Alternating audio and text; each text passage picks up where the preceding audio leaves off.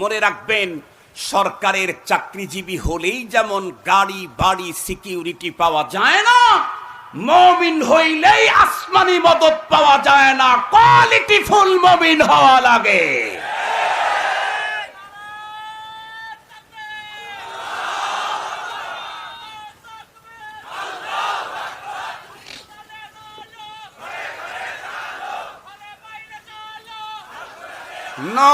গত বছর মনে হয় শিখায় দিয়ে গিয়েছিলাম, কোরআন সুন্নাহর আলো দিলে দিলে জ্বলো।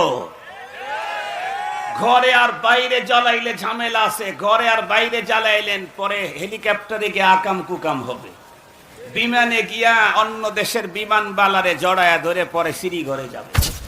যখনই হাত উঠাবেন, একা একা হোক সম্মিলিত হোক, নিজের জন্য দোয়া করার কথা ভুলে গেলেও গাজার মজলুম মুসলমানদের